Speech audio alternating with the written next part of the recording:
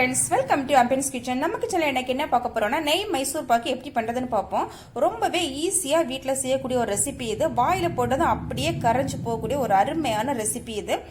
வாங்க எப்படி பண்ணலாம்னு பாப்போம். அதுக்கு முன்னாடி நம்ம சேனலை இதுவரை சப்ஸ்கிரைப் பண்ணாதவங்க சப்ஸ்கிரைப் பண்ணிக்கோங்க. அப்படியே பக்கத்துல இருக்கிற பெல் பட்டனை அமர்த்திக்கோங்க. அப்பதான் அப்லோட் பண்ற எல்லா வீடியோ உடனுக்குடன் கிடைக்கும். வாங்க எப்படி பண்ணலாம்னு பாப்போம்.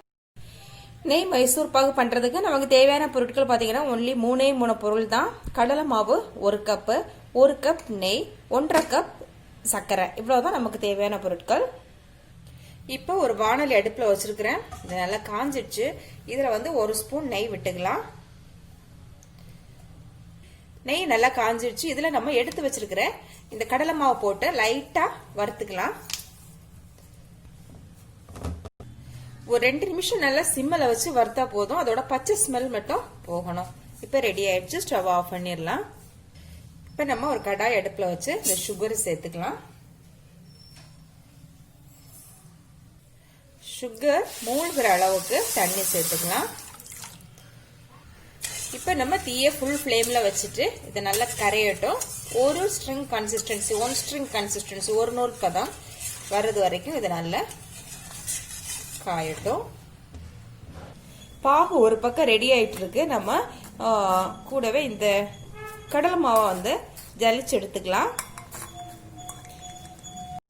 ஓகே, இப்ப ஜலிச்சு எடுத்துட்டோம். அதுல இருக்கிற கட்டிகளை எல்லாம் இந்த மாதிரி ஸ்பூன் வச்சு நல்லா உடைச்சு விட்டு ஜலிச்சு எடுத்துக்கணும்.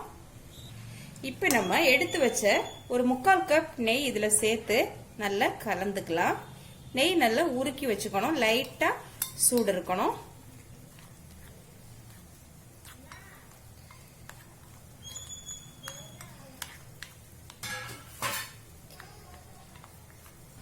ஓகே, கட்டிகள் எதுவும் இல்லாம நல்லா கலந்துக்கணும். ஓகே ஃப்ரெண்ட்ஸ், நமக்கு இப்ப சர்க்கரை பாகு ரெடி ஆயிடுச்சு. 1 ஸ்ட்ரிங் கன்சிஸ்டன்சி வந்துடுச்சு. பாத்தீங்கன்னா இந்த மாதிரி நம்ம கையில வச்சு பார்க்கும்போது இந்த மாதிரி ஒரு நூல் பதம் வந்துச்சுன்னா ரெடி ஆயிடுச்சுன்னு அர்த்தம். இப்ப நம்ம நெய் கூட மிக்ஸ் பண்ணி வச்சிருக்கிற இந்த கடலை மாவை இதுல கொஞ்சம் கொஞ்சமா சேர்த்து கிளறிக்கலாம். இப்ப இதை கையெடுக்காம நல்லா கலந்து விட்டுட்டு இருக்கலாம். மீதம் இருக்கிற நம்ம 1/4 கப் நெய்ய கொஞ்சம் கொஞ்சமா விட்டு நல்லா கலந்துக்கணும். தீய ரொம்ப சிம்மல வச்சுக்கணும். இப்ப ரெடி ஆயிடுச்சு. பாத்தீங்கன்னா ஒரு 3 to 4 மினிட்ஸ்ல ரெடி ஆயிரும்.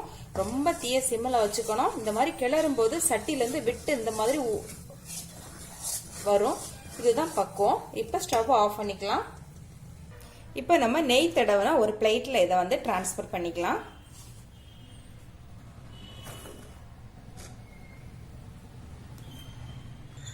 ஓகே ஃப்ரெண்ட்ஸ், இப்ப நல்லா செட் ஆகட்டும்.